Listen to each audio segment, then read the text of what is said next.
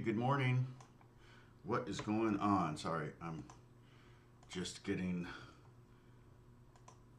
the Discord link pinned. All right.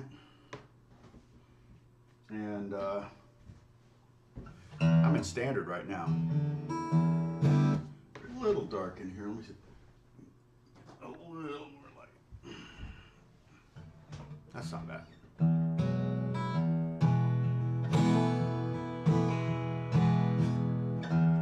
Kind of hang out and wait for some people to show up. And I know there are a lot of you that check out my live streams, and if you do this, just know this is very conversational. And sometimes some of you will put the lesson starts at 20 minutes in or whatever. And I appreciate that. I will always approve those comments. Generally, we just kind of catch up and everything. Hey, Bob. Bob's almost always the first one here. Bruce is also very early. And those are two of our admins. And so just so you know, if you're watching my live streams, it is definitely more conversational, just kind of hanging out, maybe learning some stuff, maybe not. I don't know. So it's kind of a community, and you'll see people talking to each other because they see each other every Monday, and so it's kind of like, oh, catch up time. What's going on? So I've got something that I'm ruminating about, and I'm trying to decide if I'm going to do it. I'm actually doing some of the prep work for it. Hey Jay, what's going on?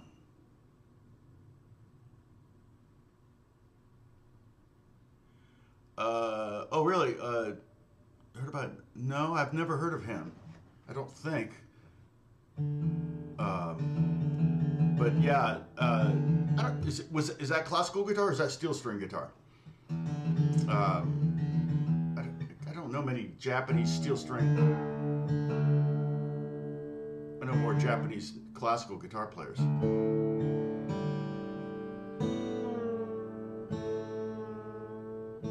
And I do have a Dadgad video almost done. Right now what I'm doing is it just gets busy, and I'm glad. We're just talking about retirement and all that kind of stuff, and one of the things that, oh, I gotta turn off that light behind me. That's a problem. Hold on.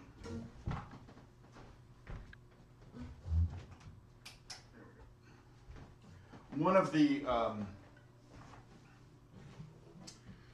I don't plan on retiring. I mean, if my hands can't work anymore, or my brain can't work anymore, obviously, if people stop calling,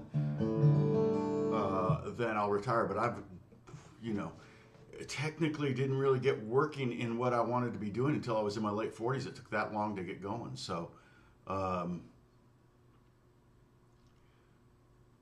okay, it was a band thing. Okay, cool. Plays electric and acoustic. Oh, nice. Yeah, and that's okay. One of the things about we can talk about this too. One of the things about Dadgad, and it's used a lot by the guys that do the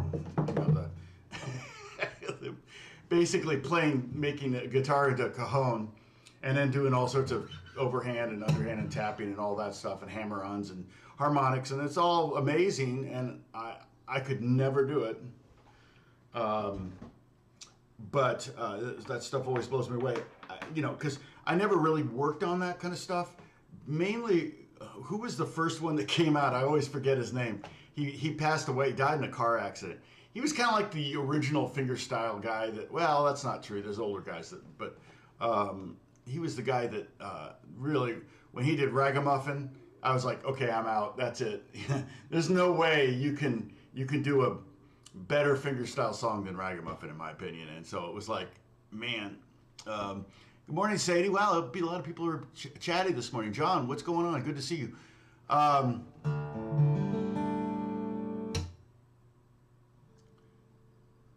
Oh, University of Chicago. Is he majoring in? Well, that's a good school, by the way. Is he majoring in art? No, that's the Chicago Art Institute. Rich Mullins? No, it wasn't Rich Mullins. Ragamuffin,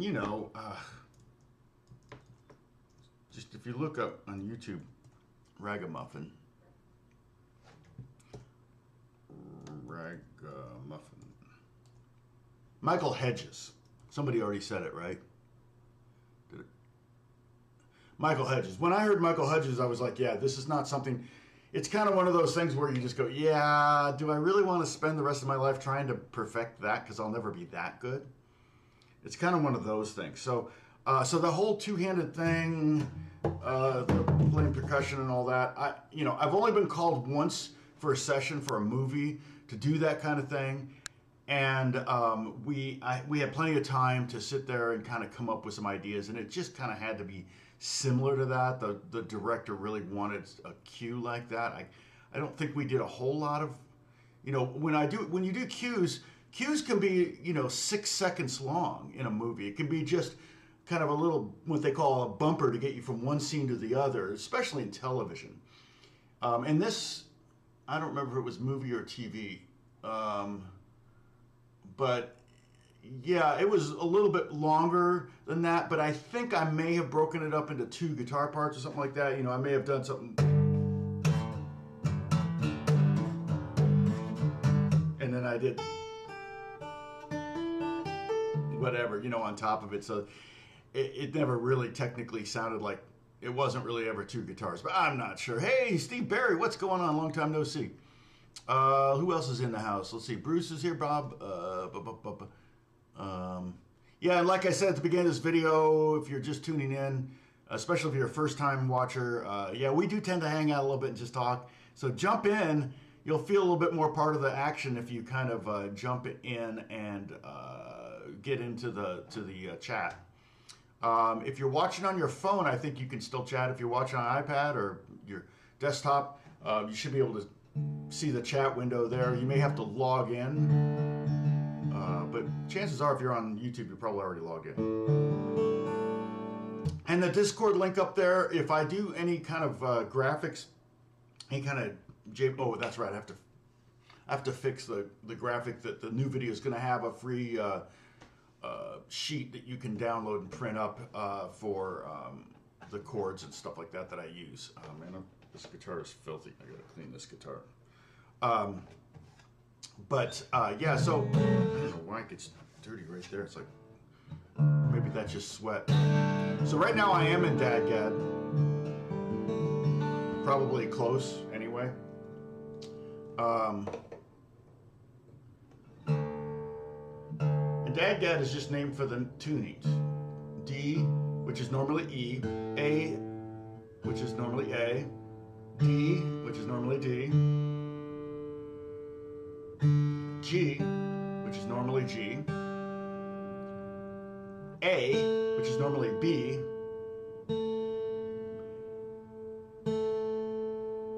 and D, which is normally E. So we have, of the 6 strings, 3 of them are tuned down a whole step. The bottom string and the top 2 strings. So now we have 3 Ds. And I would really suggest, like, if you're wanting to kind of mess around in Dadgad, if you want to kind of invent some fingerstyle stuff, or if you even want to write songs in it, a lot of songs are written in Dadgad. Probably get some listing of, people can list some songs here in Dadgad.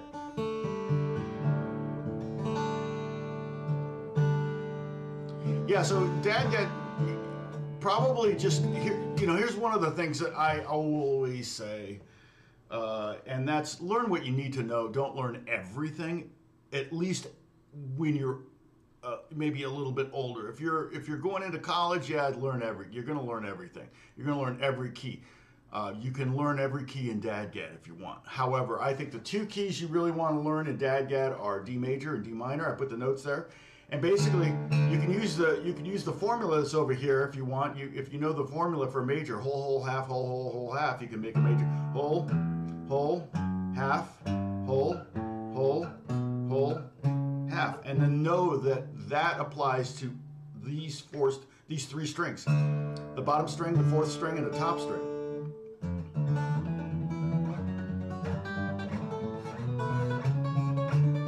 And that yields all sorts of cool things if you just like.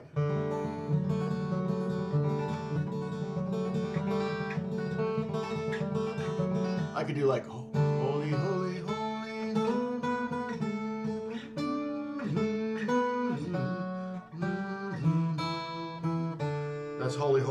me. So I got the melody there.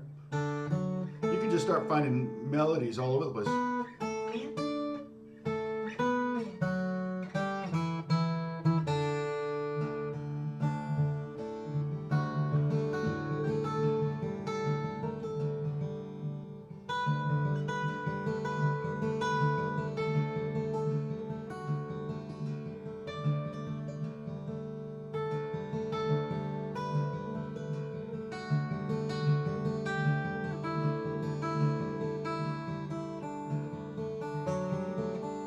But I like, it's really, really cool. A really cool trick that you could do is, now you know the melody on the first string, play it on the fourth string, and it's beautiful having the melody instead of on top. You know, when I think jazz, like chord melody things, I always think, oh, make sure you harmonize the song, but make sure the melody's on the top note so everybody can hear it.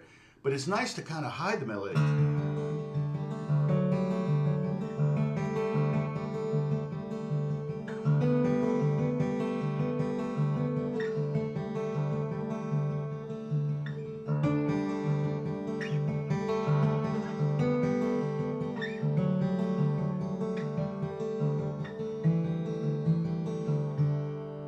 And that's just a really cool way to kind of hide a melody. And I'm not, you can come up with, you can do any melody.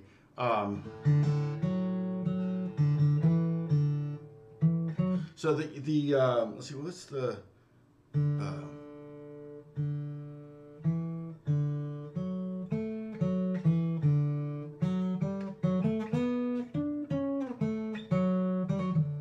right? It's actually funny, I'm 2 hymns in a row, but This Is My Father's World is Howard Shore. I don't know that Howard Shore ever admitted that that's where he got it. And he may not be a religious man at all. He may have just been raised in the church or something like that. I have no idea about Howard Shore.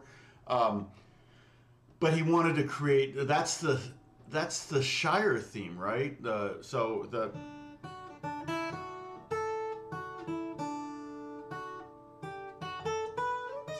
It's beautiful. It gets off of, it just starts out, this is my Father's will, and to my, let's see. Oh, see, all I'm hearing is Hobbit now, but yeah, so you can.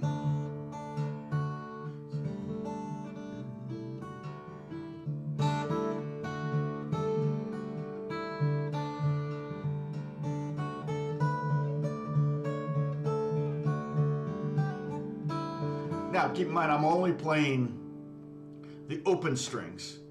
I'm only playing the open strings. So I'm not really creating any real harmony here. But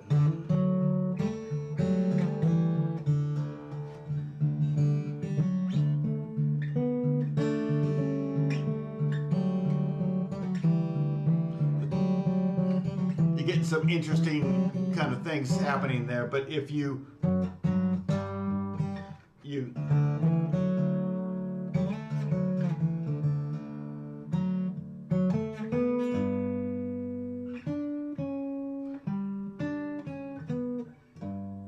it's hard to get that melody.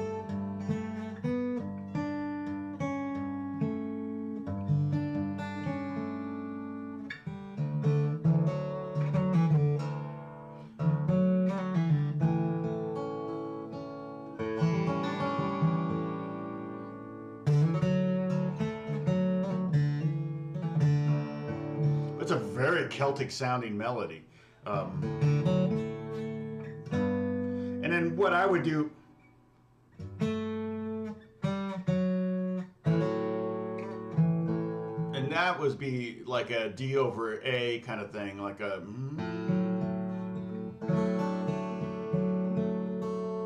into an A, or like get that D in there.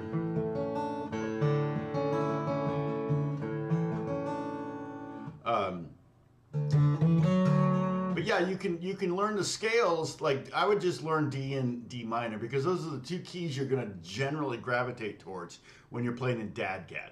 And then just again, it's because but there's 24 scales to learn. Like you've got C and C major and C minor, C sharp major and C sharp minor, and it's like a kind of a need to know basis, and then you build on that. Okay, because so basically what I'm telling you is learn 1/12 what you think you need to learn in regards to scales in Dadgad. And then like you can learn some of the adjacent scales. Like, in fact, my new video talks about what keys the D major and D minor appear in, and the chord D major appears in 3 different keys, and the chord D minor appears in 3 different diatonic keys as well. So the new video, I'll tell you what, I'll try to post. Try to set it tomorrow at 9 in the morning. I read a story about saying the best time to post videos on YouTube is Thursday or Friday at 9 a.m. to anywhere between 9 a.m. and noon Eastern time. And I try to do it then, you know, like. But once I get a video done, I want to get it up there as fast as I can, just because I want to start seeing the numbers. So I'm impatient. And I haven't really noticed that it makes any difference. Not that I've made any great observation, but it kind of implies that the video probably shows up on the weekends as a suggested video. If you're closer to the weekend, if I do it on Monday or Tuesday, then it might show up on Wednesday or Thursday as a suggested video for people, and then they may not be on so as much as they are on the weekend. So you need to get into more Irish music. Yeah, and I'm not even doing Irish music on Dadgad necessarily. It's just a pretty tuning. And like I said, I was going to talk about the hammer-on thing. You mentioned the hammer-on thing. At the bottom here, you have a power chord. So you could take that major chord scale, and it actually, if you just play a power chord, like the power chord is just this. It's just that. All right? I'm just playing the bottom 3 strings, though. Okay? Right? Or, no, it's, which isn't right, of course, but I have the 5th in there, and there's only one time when you're harmonizing the scale where the 5th is an issue, and that's at the very last one. You technically should do a diminished 5th. So here's what that sounds like, the power chords.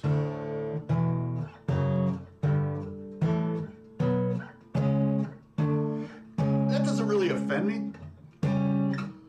I don't know that that's having that tritone there is any better. But just do this with me. Play the bottom 3 strings open. Grab it maybe with your thumb and 2 fingers like this. You can do it with a pick if you want, or your thumb, or whatever. And then I'm kind of using these 3 fingers because they're less fat than these 3 fingers. They're a little bit easier for me. And that 2nd fret is a major, so that's the 2 chord. We go up to the 4th fret, and that's the 3 chord. We go up to the 5th fret, there's our 4 chord. We go up to the 7th fret, there's our 5 chord. We go up to the 9th fret, there's our 6 chord. And then if we go up to the 11th fret, technically that's kind of like a C sharp power chord. But in the key, we might want that. But again, I'm fine. But you probably avoid the 7 anyway. If you're writing a song, you don't normally have a chord. You don't have a song. One of the chords is not based on the 7, unless it's a leading thing. So I might do like an A over C sharp, like, let's see, what that be? Could be a way.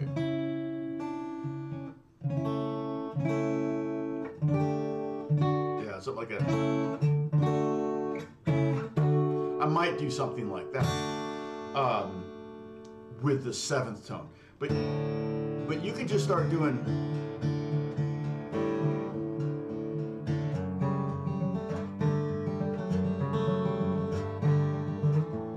Start messing around. Like the most common chord progression is 1, 6, 4, 5. So you can do that.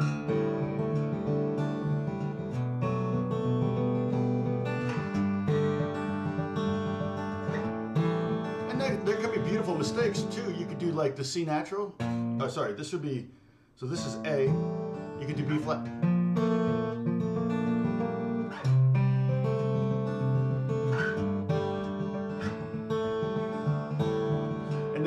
You're getting a lot of sussy sound to it because you got this sus chord on top. So it doesn't really have any major or minor tonality except for the bass. You could kind of just kind of tells you. So, hello, I play mountain dulcimer, and we go great. Dadgad, yep. My dulcimer right now. I think my dulcimer is tuned to E, but yeah, but dulcimer you would only be playing in major keys, right? I have a chromatic dulcimer. I had a chromatic dulcimer made, so I can play all 12 notes. But my dulcimer here that I have in here right now is only for major scales. So, and I tuned it to E for a song I was working on. But yeah.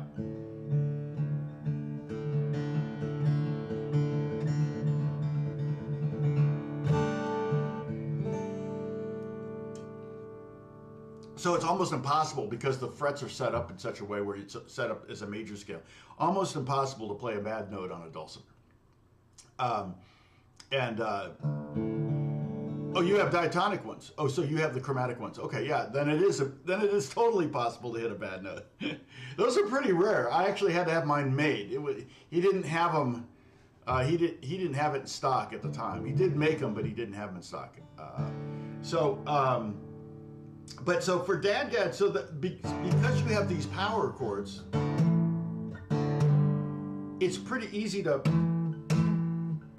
It's easy for some, not for me. There we go.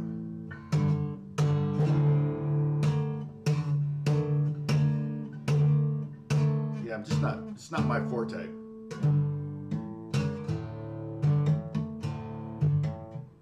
Yeah, it's just not my thing. But one thing, just a little side note here, if you hit at like the 12th fret, it kind of and just let it pop off like, just like that. It kind of creates this harmonics across the board there.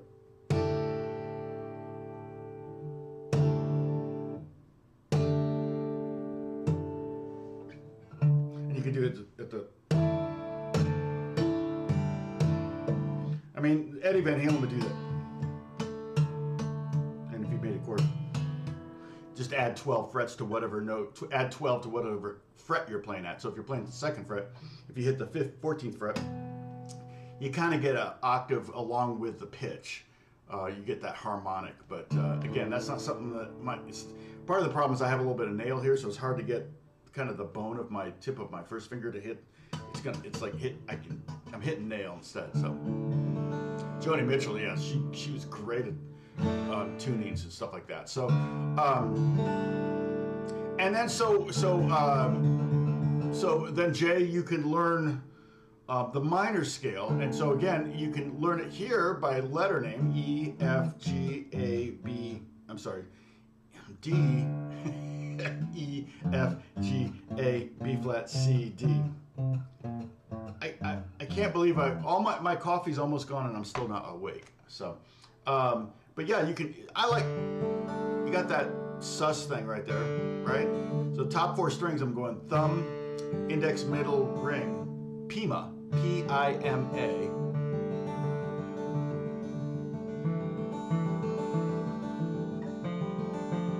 Just go up the minor scale. Each one creates beautiful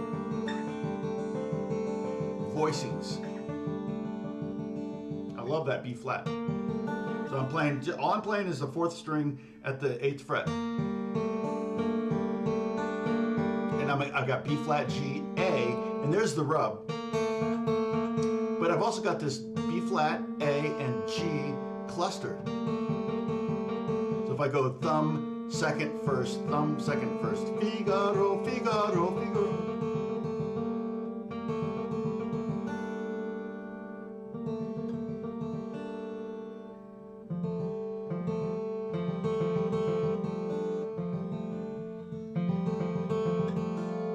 That's cool, right?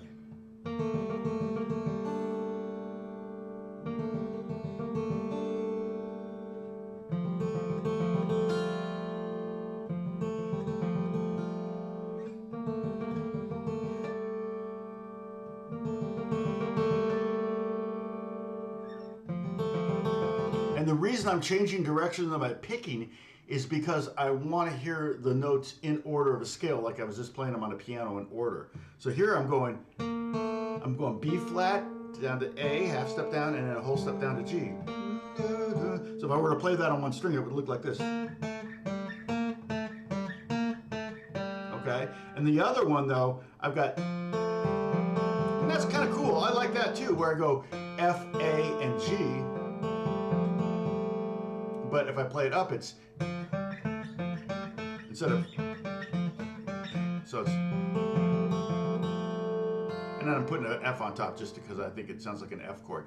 F, G, A, and then this is kind of the 1, 2, 3 in the key of F, and then there's the one again up an octave.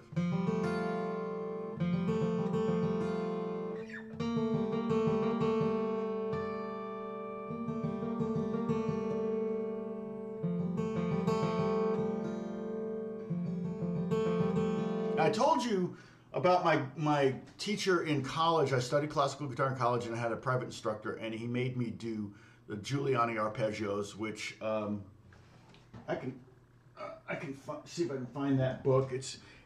I think they have it out now in tab, so you can totally get a tab version of it, and that's fine. I mean, if you were interested in being a musician professionally and you were 20 years old, I'd say yeah, learn to read music. But let me see. I'm going to pull up an Amazon link for you. And it's not an expensive book or anything. I just have to remember how we spell Giuliani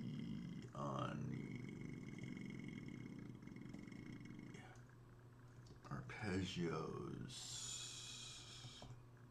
guitar, something like that. It should come up here. Here it is. Right hand studies. Yep, this is it.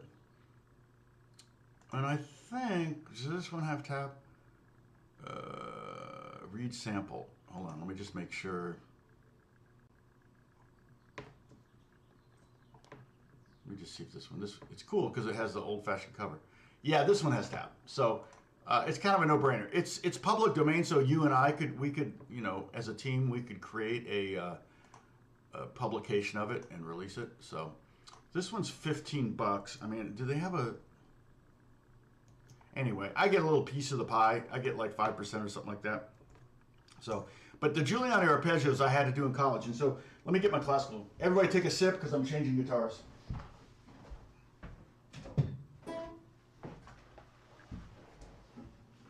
And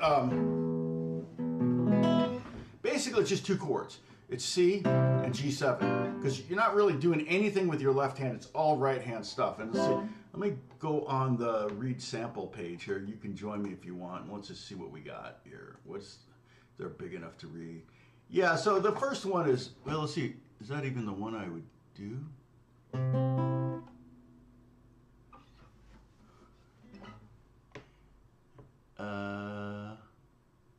Boy, oh, I see. Can I make it bigger?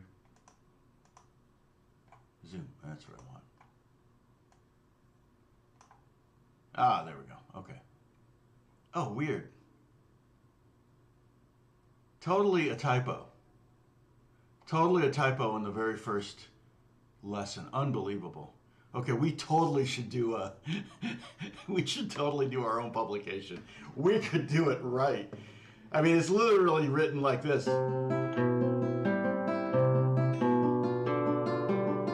No, it's basically a C chord like this, a five string C chord, but they will go down to the 6th string, and a 5-string G chord, G7. And so here's the first arpeggio.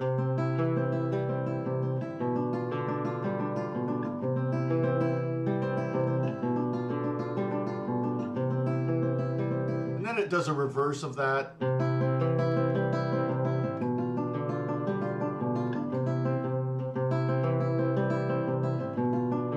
It's hard right away. The next one is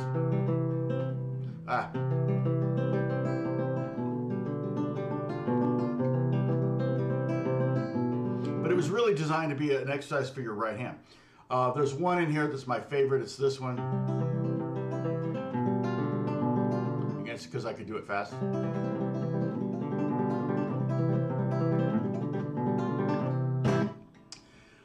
But what my teacher did, so So you got 120 different arpeggios, right? And they were broken up into, I mean, in my book, they were broken up into like 10 chapters. So like 12 arpeggios each chapter kind of thing. And he would make me accent, and I've talked about this before, he would make me accent a different note in each arpeggio. So let's just take that first arpeggio in the book. The thumb is moving around, but the top two notes are staying the same every time. I'm just playing top two strings with my index and my middle finger, okay? It's just a C chord. And I'm not even going to change chords. The thing you have to realize is it's a lot of setup. So the bass line is going C, you know, fifth string, fourth, third, and then fifth again to set up the next fifth. Boom, boom, boom, boom, like that. So that may be a little weird. You may go, well, why doesn't it go back to the G string or to the D string? And you could totally do that. These are just exercises, so you can change them any way you want. But what my teacher would make me do is accent a different note of the three. So, and he didn't mix it up. Now that I think about it, he could have really messed me up. But like he would say, okay, now accent the thumb. Well, that's easy. It's the downbeat.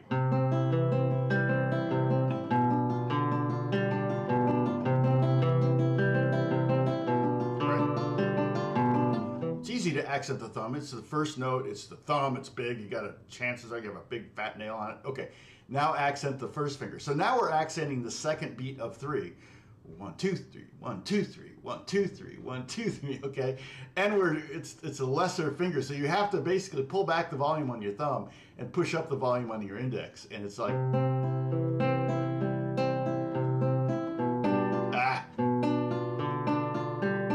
a long time since.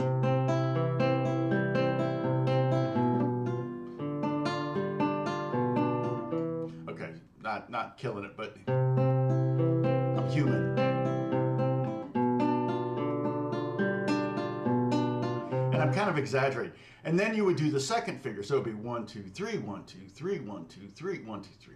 And so you can even just practice with doing that. I wouldn't even worry about moving the bass at first. I would just try to get the accent down. And then make it not so obvious. Kind of find that middle ground where you're kind of increasing the volume by 20%, not 120%. Okay, well, all of that to say, well, why would you do that? Okay. Because in that very scenario that I was talking about a little while ago, where you put the melody on a middle string, because it's just as cool, you know, to have that melody like being played by the cellos instead of being played by the violins. That's exactly what, because if I'm using four fingers, I've got bass, cello, violas, and violins. In fact, I've been challenged to write a string quartet, so I'm actually going to write a string quartet. It's going to be contemporary. It's going to be really weird sounding. And it's not going to be very long. I'm actually going to keep it. It may only be a minute long or less. The idea is just to write something. And it's going to start with a concept. Anyway, and a string quartet wouldn't be a bass, a cello, a viola, and a violin. It's usually cello, viola, and two violins. So that's what I'm writing for. But so yeah, take a sip. I take another sip because I changed guitars again. It's one of our drinking game rules. All right, so if I were...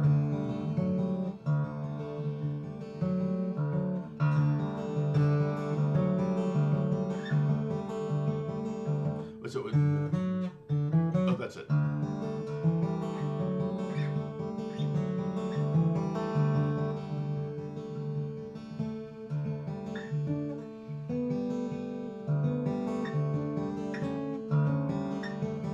Have to get that melody. Probably Holy, Holy, Holy is easier.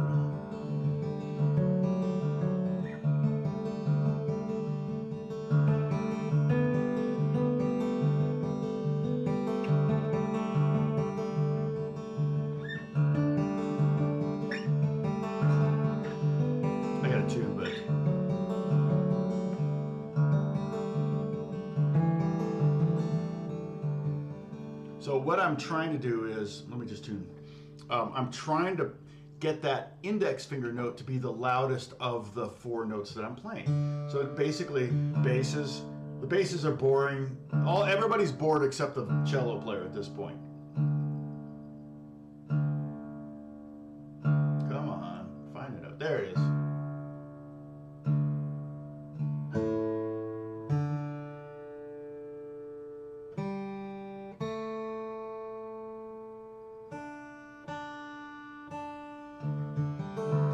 So,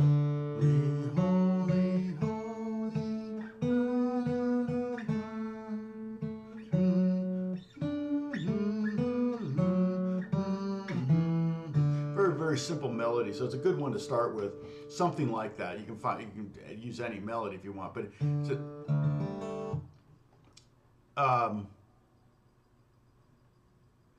so this arpeggio is essentially I'm actually using thumb, so I'm playing with the fingers. I'm playing, the fingers can move around, the thumb can move around. Like if I were playing the top 3 strings, I could do something.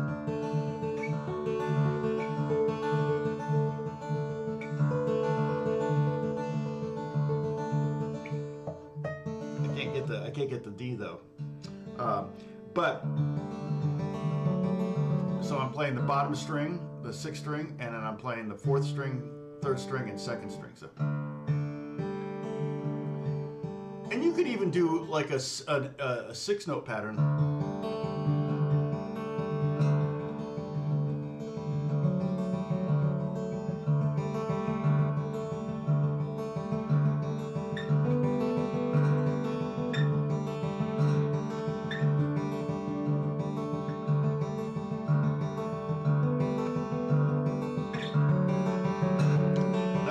That's like the money right there.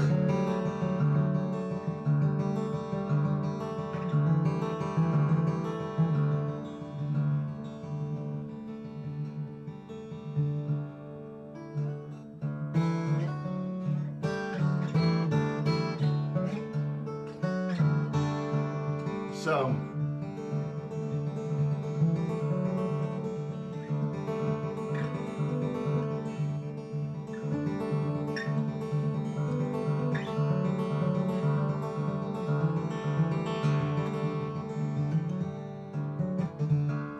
that was just the 4-note pattern. And, I could take any melody. I'm trying to think. Let me see. That one's faster. Sorry.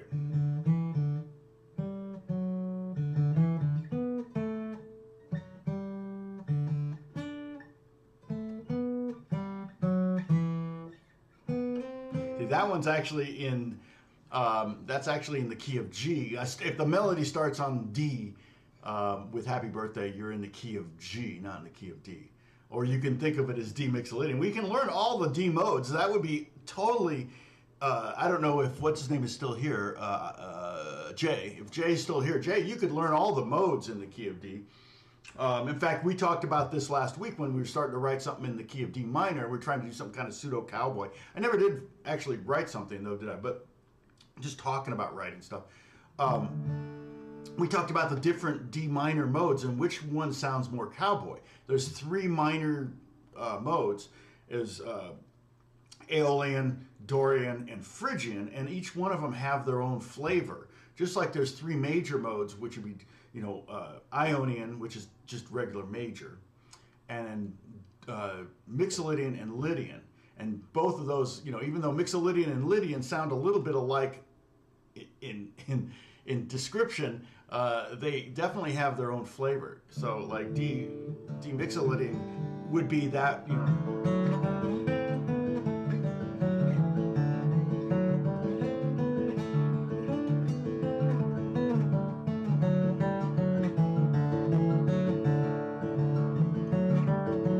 Only 2 watching, Bruce? No, how many do we have? 22. We got up to 29. I'm losing people right now. It was a slow climb to 29, then we're falling off. Okay, but that would be the D Mixolydian. And then if Lydian is totally different sounding. for film score.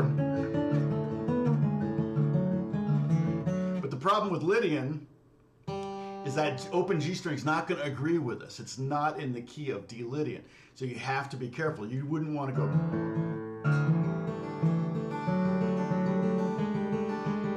You know, this is not going to work.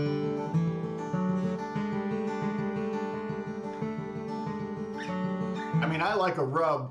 I like a half-step rub as much as the next guy. But that's not a good one.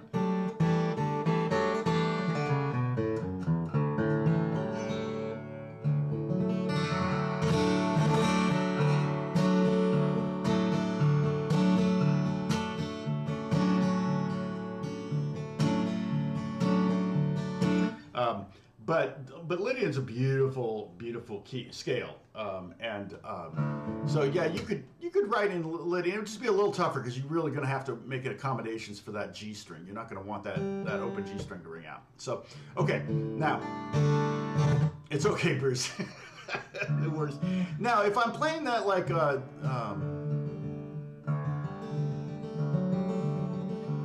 holy, holy, holy thing, then I might be able to do some notes on the G string that are going to make it.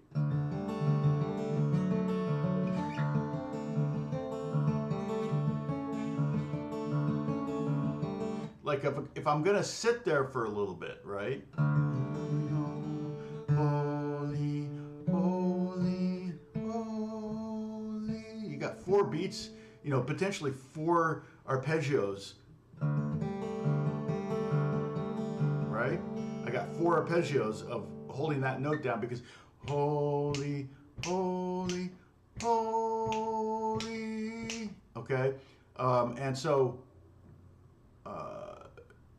we've got a D for 2 beats, an F sharp for 2 beats, and an A for 4 beats. The melody is 2 quarter notes, 2 quarter notes, and 2 half notes. So that's where we can have some fun with something else happening on some of the other strings. Check this out. So I kind of like that. So I might not change it. I might go. Oh,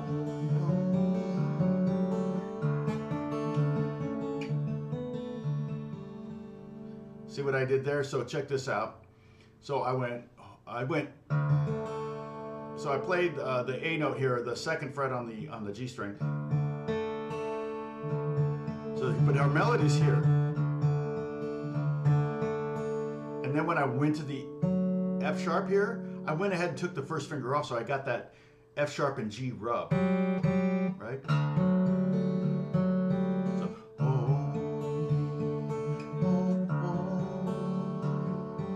and keep in mind, the melody is off 1/16th note because I'm starting with my thumb. So the melody is not showing up until the 2nd 16th note of this pattern. And then up here, I'm going to go ahead and play this. So can you see that? I'm playing open, and I'm playing 7th fret, and then I'm also 7th fret here with my pinky. And then open 2nd string. Okay? But I'm only going to do that once. Do something like that where I go back and forth. So I'm taking my pinky off and going to my 2nd finger just 1 fret below on the 6th fret. But I might keep it going.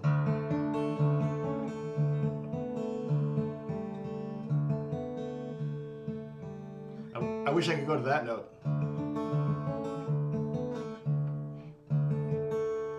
Could. Not. Or I could hit this note twice. I kind of like the G string ringing out though, so here it is so far.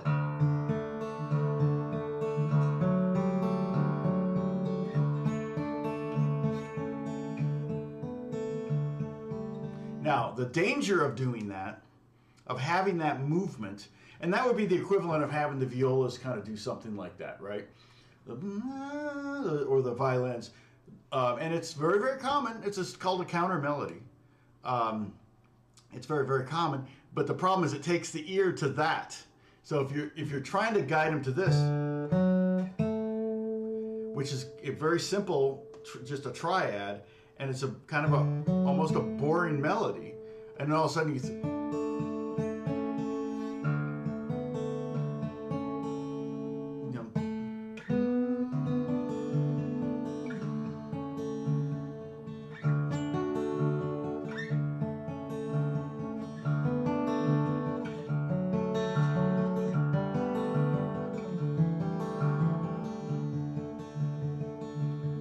I'm just basically, all I'm doing is I'm adding a note on the G string for each of those.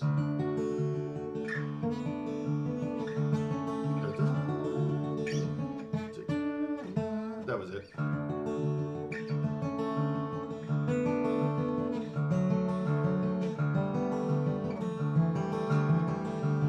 I'm just kind of adding a harmony to it, and that allows you. There's no real movement there. It's just so you don't have this G and A thing ringing out the whole time. It gets a little bit boring. Now here, but thank you, Gary. But the first time you could do it with, because you're gonna need some variations. So the first time you could just do it with all the strings ringing out except the melody string. Again, this is thinking compositionally, because you don't want to just write something like because hymns are like that. Hymns are just verse, verse, verse, verse, verse. There's no chorus on a hymn. Well, there is sometimes, but generally it's kind of just verse, verse, verse, verse, verse. And so if you're going to do something like that, you're going to want to change it up because the melody isn't going to change, the harmony's not going to change. And so you're going to want to make some changes. The first time's going to want to be different. So you're probably going to want to start simple. You could even just...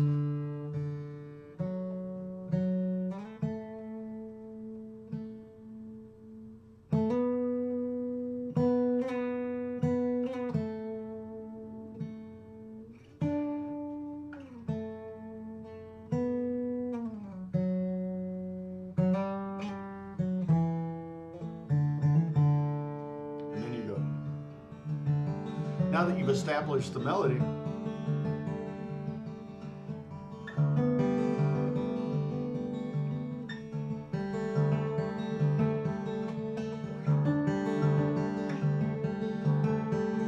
hard to get that string to ring out louder than the others.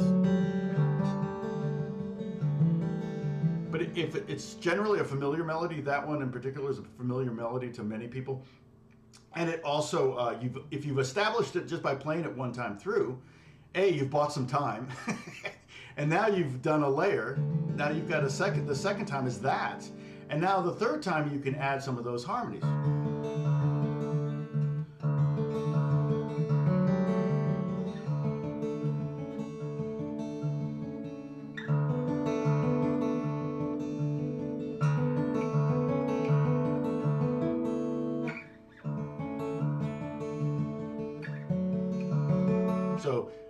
So let me see if I can remember what I just said.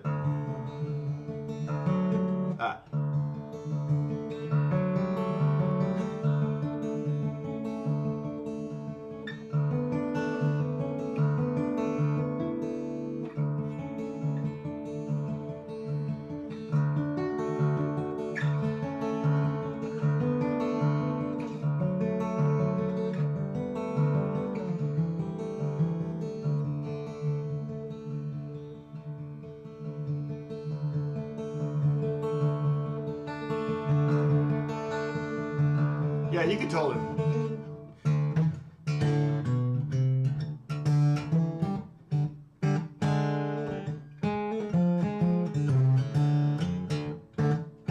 Yeah, you can totally do blues on Dadgad. I haven't really ever thought of it, but you know, it took me a second to kind of get my brain around it. And you know, it's like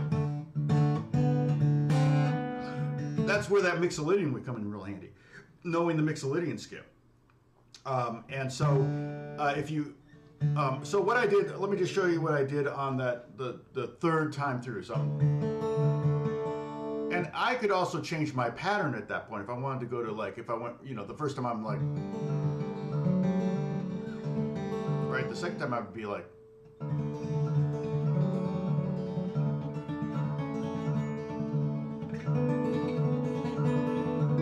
or,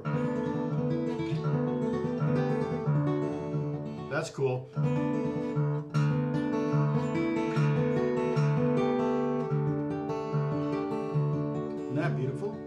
So what I'm doing there is like, my melody is here. Holy, holy, holy, almighty. So I actually needed to, let's see, I go.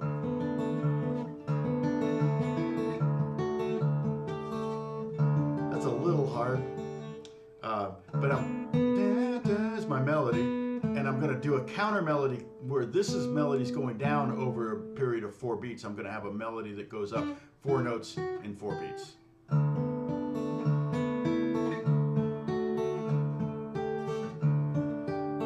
then I'm gonna do two 12s here, and then I'm gonna resolve it to 11.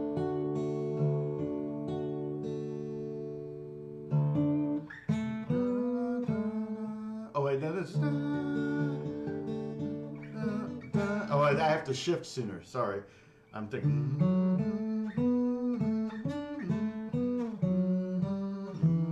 And it's just a melody. It's just a melody, but you can make 100% can make up your own melody. I'm just using this as an example of something that's we kind of have in our head. Yeah, it's a little bit like a sitar. Yeah, definitely. Yeah, because D is a very common key for sitars. Am I correct in that? Seems like D minor and the D scales are very common in sitar. Tunings like because sitar is kind of a pain to tune because you have all those sympathetic strings. Well, I'm not playing, but thank you.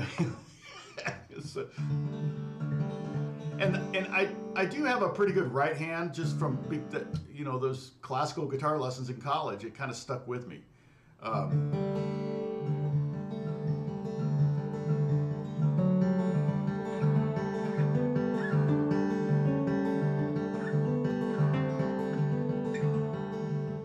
But so harmonies on the D string, okay? Because the D string and the G string are unchanged. It's the same as if you're playing in standard tuning, okay? So this is a major triad, a major third, and this is a minor third, and this is a sus. So you can go through this melody.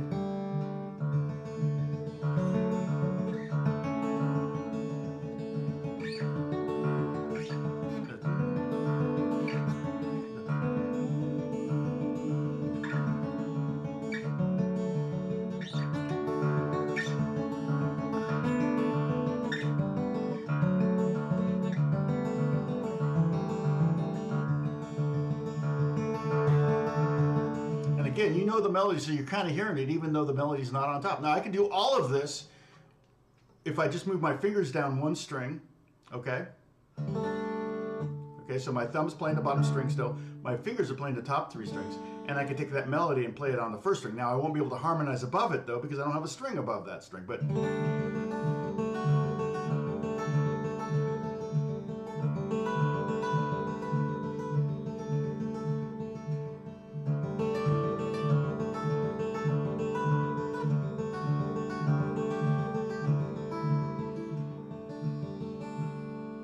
right? However, remember the harmonies we did on the G string? No, I haven't really showed them to you yet, but I could do those harmonies on the G string and hear what it sounds like. And get your mind out of junior high, please. Every time I say G string, I know what you're thinking.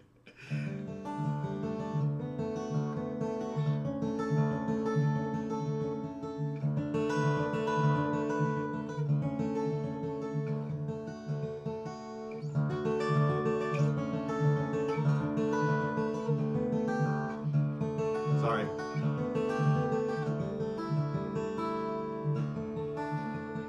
I mean, that sounds amazing, if I may say so myself. I'm so amazing. Oh, I got a text I got to deal with here. Okay.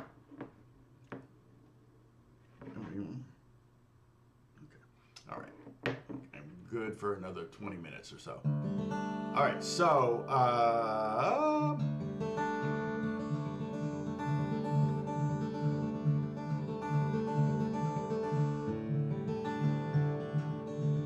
yeah, it definitely gets it because you have so many D strings.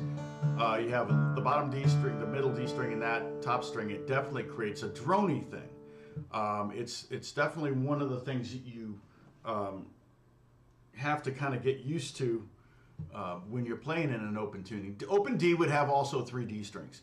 And it would also have 2 A strings and would have an F sharp instead of a G. So open D and Dadgad are very, very similar in that way. Okay, so that melody, so I can't really do an F sharp underneath. I can't get the G down to F sharp. So, but the harmony, there's the harmony for that F sharp. So again, the melody is D, F sharp, A, B, and then G, D, B, C sharp, F sharp, G, E, A. Kind of hits all. It hits all the notes. Well, it doesn't hit the. We don't play the C sharp in the melody at any one point, but it hits almost every note in the key. So it's a good melody to learn to harmonize. Okay, so basically, if it's D, the 1, if it's G, the 4, or the melody is A, the 5, you're going to use a major third. Now in this D here, I can't really get the major third, but I'm going to use the 5th. Okay, and then for this D, when it goes up there, I'm going to use the major third. Okay, so this is a major third. If I want a D minor, a minor third would be this. Okay, okay. So the 1, 4, 5 are the major chords. The 2, the 3, and the 6 are the minor chords. And it's good that we don't have the 7. We're not dealing with the 7th note. We're not having a C sharp in the melody at all. So when I play this melody, I'm going to give you the numbers of the notes. 1, 3, 5, 6, 5, 1, 5, 6, 3, 4, 2, 1. It's cool because it hits all of those. Okay, so if I every time I'm hitting the 2, 3, or 6, I do this interval. See what I'm doing here? I'm going to just go 2 fingers. So I've got 2 frets between my fingers, and they're on adjacent strings. But you're going to try to remember this because we're going to move this up an octave so we can play the melody up here and harmonize below it. And then it becomes, okay, no quiz on this. Everybody take a sip. Celebratory sip because I said there's no quiz on this. Thank you, Bruce. No quiz on this, but I will. We will harmonize. It's called a 6th, so we're going to be harmonizing down a 6th instead of up a 3rd. All right. So here we got D. We're going to do this note. Okay. Then we got the 3rd. So that would be a minor minor 3rd. So you're going to do this note, and then to the 5. That's 1, 4, 5. So we're going to do major. So holy, holy, holy, holy, holy, holy. And then we're going to go to the. Now keep in mind, FYI, the chord that's happening when you go to that 5th there is not the 5 chord. It is still the 1 chord. Harmonically, it's still. So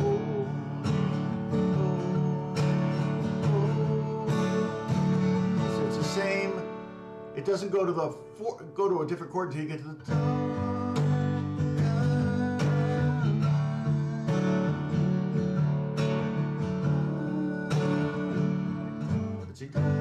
That was it.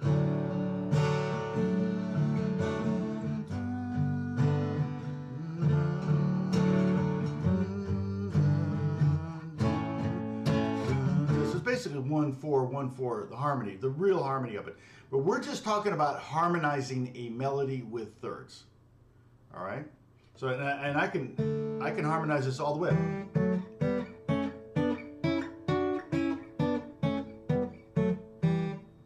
Technically, I could do there. Well, I could do it on this one.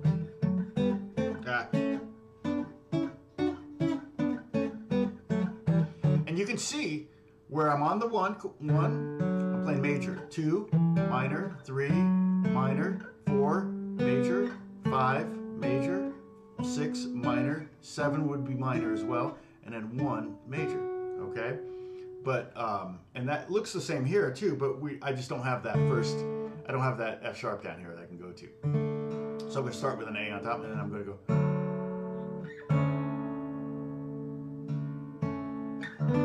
And I'm going to go to the 6, and I'm doing a minor. Back to the 5, so major. And I'm going to go to the 1. Then to the 5. Then to the 6. To the 3rd. So So these two are minor, then to the 4, and that's a major third, and then 2, that's minor, and then back to the 1. So if we do it like that, it's like.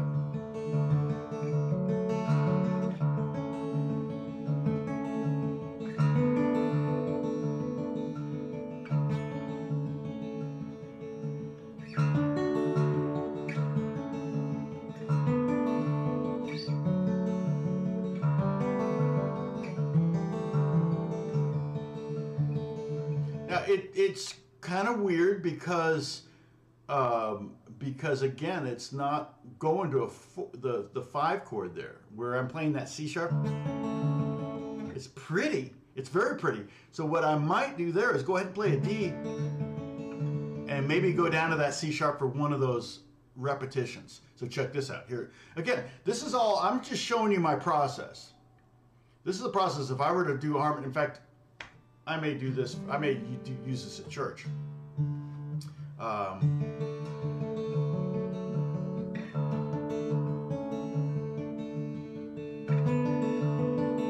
That's good.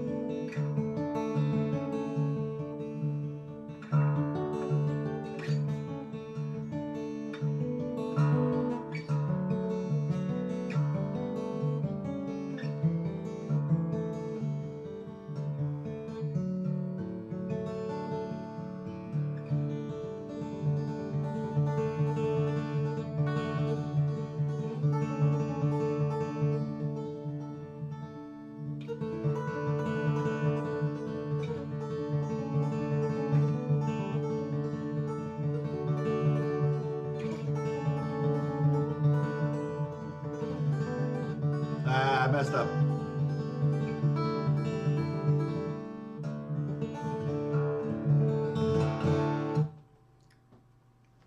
Let's see, Gary, what did you ask? Sorry. Hey, Leo, what's going on? Good to see you. So you're 3rd string on the G string. Let's see.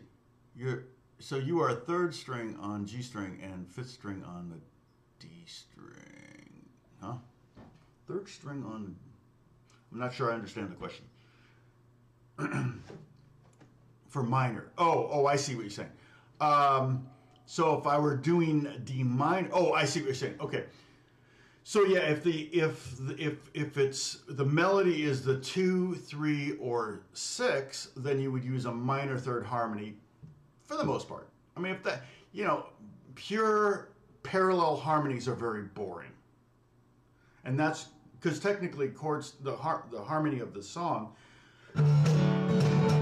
the chord structure for the song is not that, it doesn't follow that rule. Because you can have, any note can be a part of the melody over one chord. You could have a 1 chord song that has all 12 notes if you really wanted to. It might be weird, but you could do it. Yeah, so you said, so 3rd fret on the G string and 5th fret on the D string. Well, 3rd fret on the G string, that would be a G minor, but you could do that. Yeah. That's a great sounding minor chord right there. If I played it, that'd be like a minor 2nd. I love the sound of that. But we're talking about major keys right now. But that would be a minor, G minor in the key of D major would be a minor 4. So we could do something like, I don't know that Holy, Holy, Holy would wanna.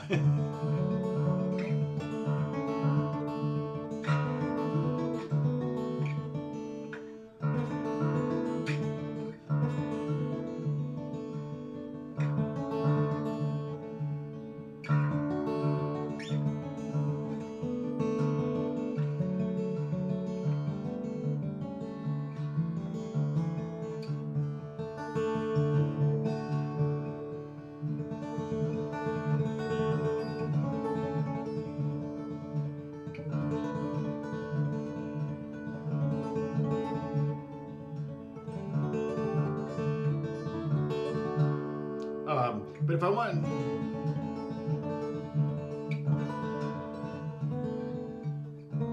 is it?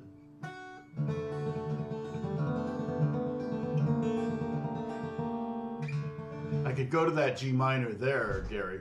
So I could do like, I'm kind of, the song is technically doing G major, then I go to that. And so basically I'm playing 5th fret on the bottom string, G, and then I'm playing open D, 3rd fret on the G string, open B, or open 2nd string and open 1st string. I'm using the string numbers more than the string names because I don't want to say E string and B string because it's not an E and a B, it's an A and a D. So that's a beautiful chord. And if we were in the key of D minor, that would just be a naturally occurring chord. So I was...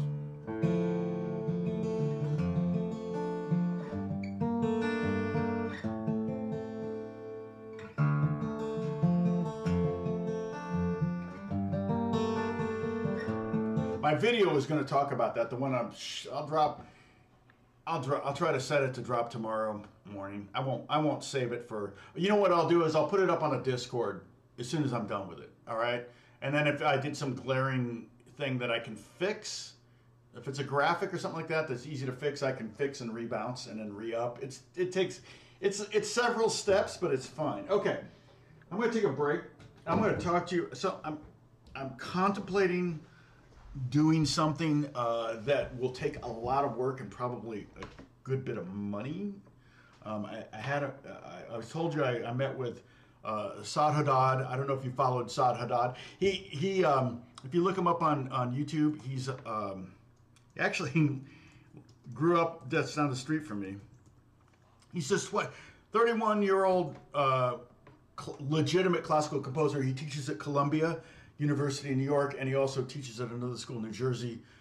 He got his bachelor's degree at USC, he got his master's, I think, at Juilliard, and he got his PhD at Columbia, or the other way around. No, I think he got his master's at Juilliard, and then PhD at Columbia.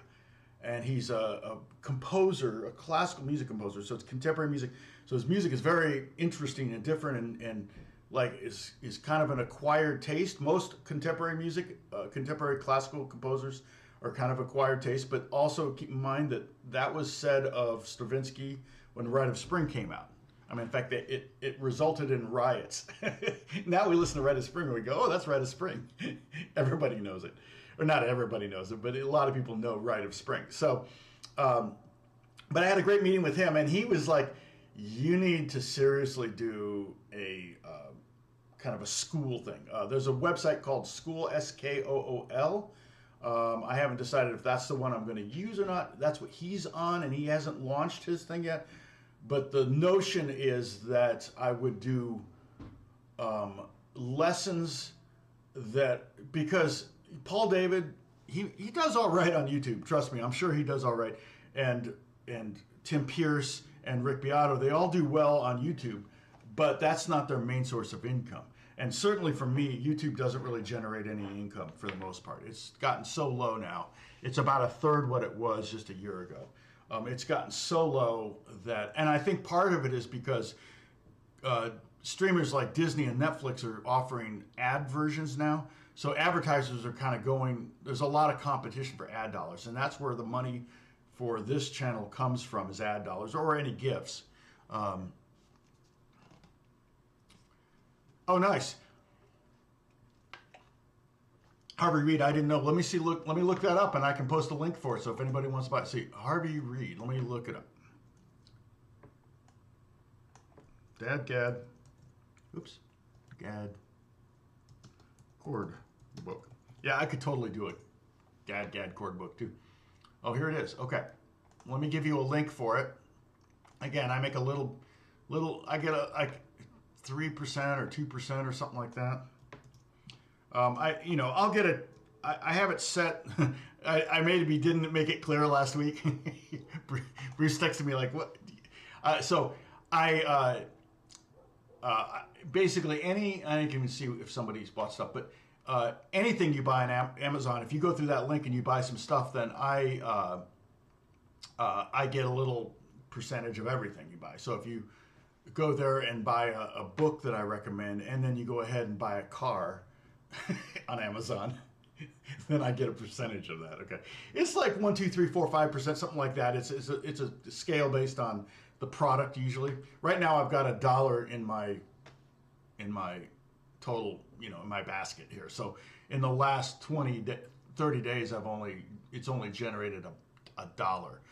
I have it set so, and this is where I confuse Bruce. I have it set so they don't make a deposit until it gets to $50, and then they just deposit it. So I'll typically get a check for like 50, 60, 80 bucks or whatever. It used to be checks back in the day. Now it's just direct deposit.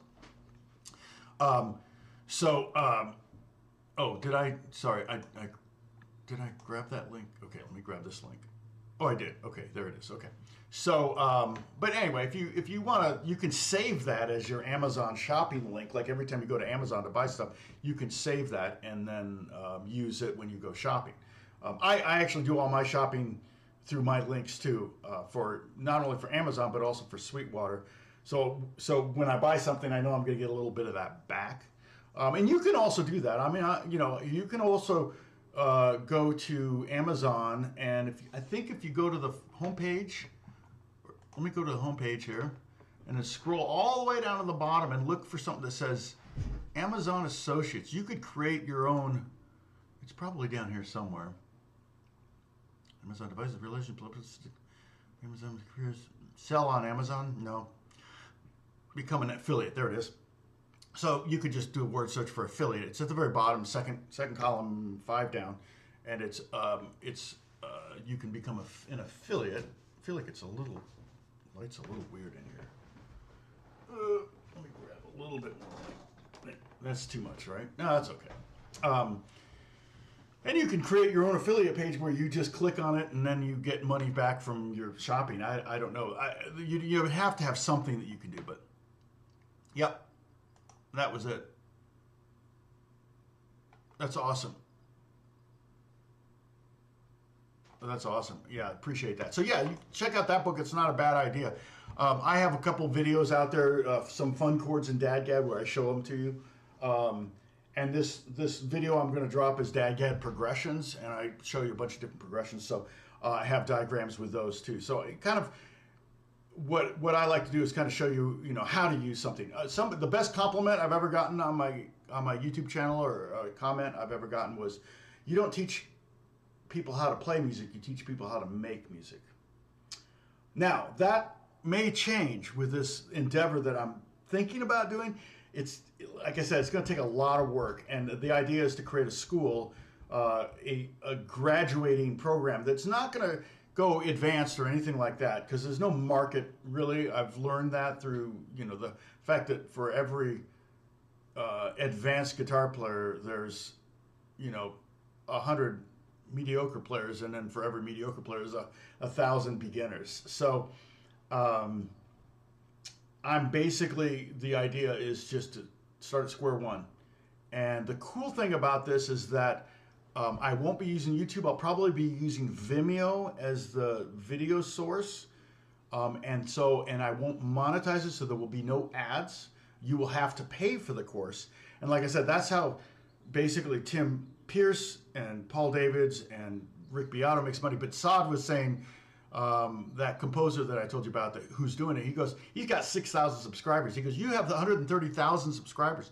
You could actually make a decent living at it. And I'm like, yeah, and it's kind of one of those things where the idea is to do maybe 100 lessons total. That means refilming everything, but being able to use songs. And that's the beauty of not having it monetized, is I can use songs and it comes under fair use because it's for education purposes. So then what I would do is have to set a price, and that's where it's going to be a little tough, because I'm probably going to want to set it pretty high. But the idea is if you go through the course, you can then unsubscribe. So if it's 100 lessons and it's 100 a month, and I might have an introduction of like 75 a month, and as long as you're still, a member, you get to keep that rate. But keep in mind, if you were to take a guitar lesson from me right now, I would charge $150 for an hour. That's my minimum rate for guitar lessons, and I don't even teach anymore.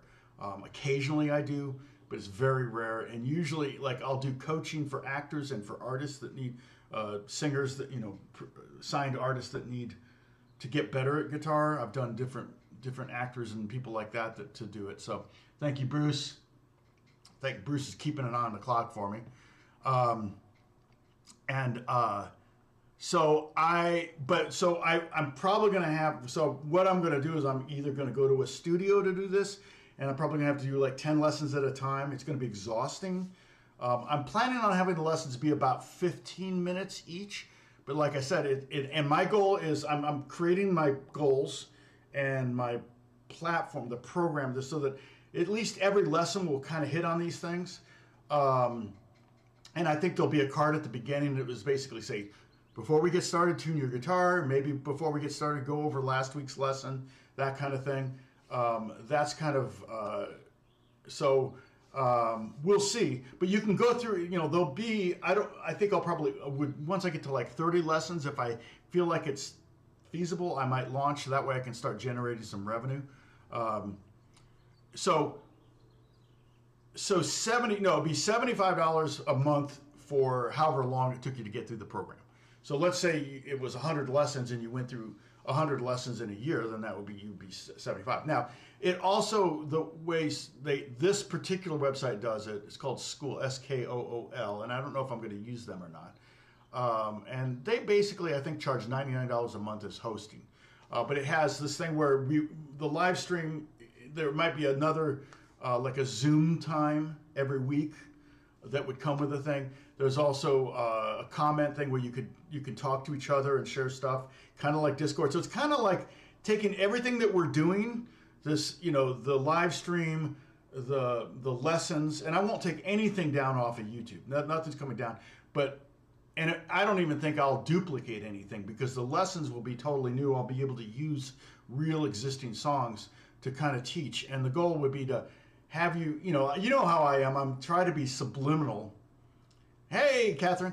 I try to be subliminal about teaching a little bit about music theory and a little bit of harmony and how to read notes and things like that all along the way. So that's kind of what I'm going to do with this as well. Like there'll be tab, but there'll also be music notation at the same time. So you can kind of go, and I may even make comments like, yeah, I know you're going to read the tab here, but look at the music notation and see if it makes any sense to you. And kind of every lesson would do that. So I'm not sure the price. I see people doing $15 a month up there, but these videos should look pretty good. That's the thing. I'm going to have to hire a videographer who may be the editor, but if not, I may have to hire an editor as well, and then I may have to I'll have to hire a graphics person because I really don't want to do any of that work if I can help it. And I might do it in a profit-sharing manner where I set them up as co-owners if they're willing to go. I actually have another meeting on Wednesday where I may talk to someone about that. So they're going to look and sound better than any of my videos ever have if I actually do this. Right now I'm creating the curriculum. So that's the first thing, and I just need to sit down and come up with the songs I'm going to use, and I'm happy to take suggestions. We could even, if we wanted to, we could even create another tab on the thing. And I can give away, Bruce and Bob, I can give you free, many of you might just end up getting free access initially or something, a month free or 2 months free or permanent free. It just depends. So, I mean, if you think about it, again, if I had, let's say it was $100 a month. Let's keep it that way. If I had 300 subscribers to that, that'd be $30K a month. That's a pretty good income. It's almost survivable in Los Angeles. Now, I'm not thinking I can get there. If it's, 10 subscribers, then will I be able, at $100, is that $1,000 a month? Is that going to justify me getting online every week or updating lessons? It's probably not, especially if I'm out, $50,000 putting together the program. $1,000 a month is going to take me, over 4 years, right? Over 4 years to pay for my costs.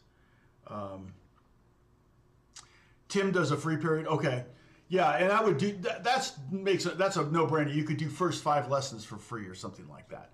And that kind of stuff, that's in the marketing aspect of it, and that would come later, I think. And then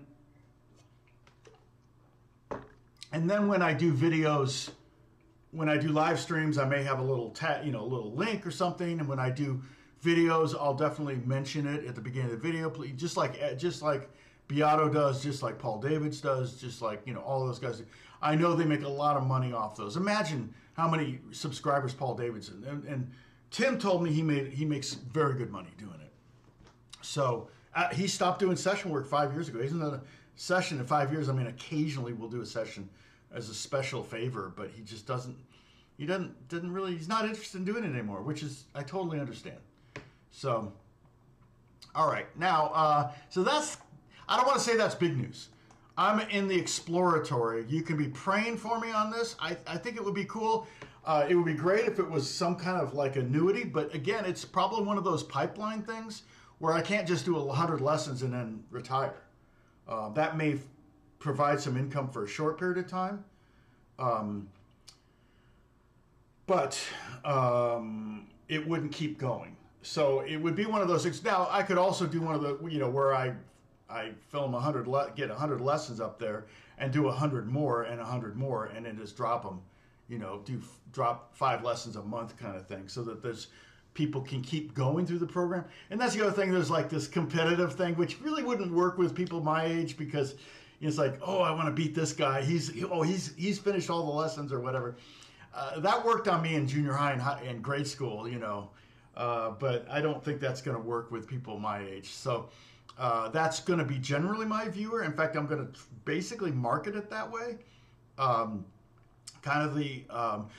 I do feel like oftentimes people my age have a little bit more disposable income. I mean, not if you're living on a fixed income or living on Social Security, you might not be. But a lot of you are doing fine.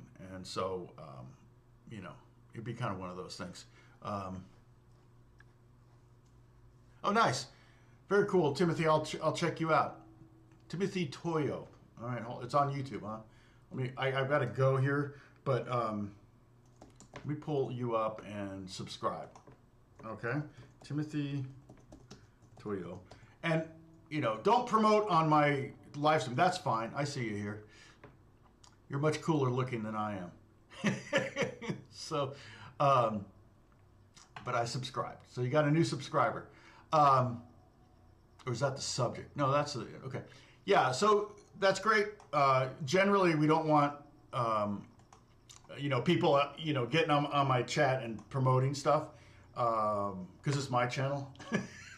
But that's totally fine. And you've contributed here, so I appreciate that. You didn't just jump on and go, hey, check out my channel, and then put a link or something.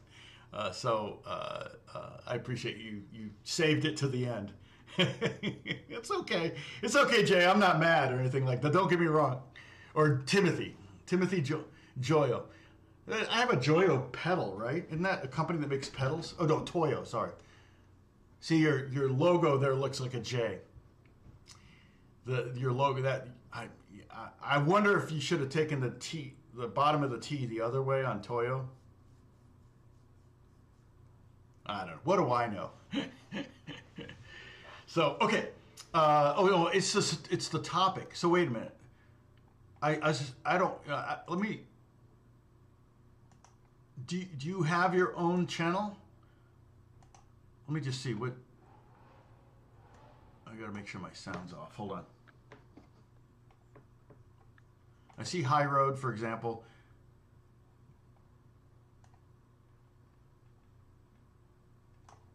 Oh, 500 a year with 40 modules. Okay.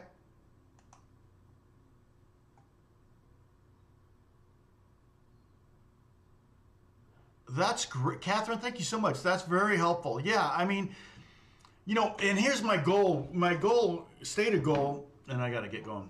My stated goal is for you to have fun. Because I feel like if you're having fun, you're going to learn stuff. But I would love to kind of, like I said, I taught for so many years, 35 years I taught private lessons. I kind of have a pedagogy that does that. I try to keep it fun. I keep it fairly simple. Every week you've got something new to work on.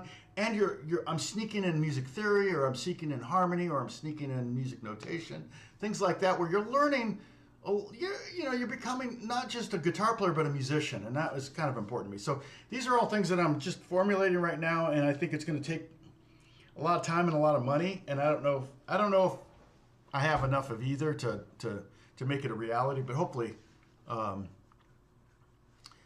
Yeah, I have a Joyo pedal, Bob, that I got at the NAMM show or something like that. So, Timothy, I'm trying to figure out. Okay, it says Timothy Toyo subject, but so where is the? I don't know, but I'll check it out. It's cool. I see. I'll subscribe anyway to the subject. I don't usually subscribe to subjects because that's usually like, oh, Rolling Stone subject, and then every time there's a Rolling Stone video or something, I get a notification. But okay, anyway, let's pick this up. We can talk some more about this. Maybe even on Discord. I'll jump in on Discord, or if you want to create a tab on Discord where like some suggestions or thoughts. But just be praying for me, encouraging me. Let's see if we can make this happen. There's not many of you there. I can give away as many freebies as I want. 500 a year is actually, that's not bad. If you had if you had 10, that would be 5,000. You had 100, that'd be 50,000. If you had, I doubt you would have, I would get 1,000 subscribers or 1,000. But again, I've got all these people on, the YouTube thing. I'm not utilizing that. Let's put it that. I can do it. We have faith in me. Yeah. So the first thing is I've got to have a plan. I've got to come up with a curriculum and have a plan and sit down. And you said 40 modules. I could definitely. I'm assuming 40 modules is 40 different lessons. So all right. Well, God bless you all. Thank you so much for watching. I will see you next Monday. And the next Monday I won't be able to do a live stream. I'm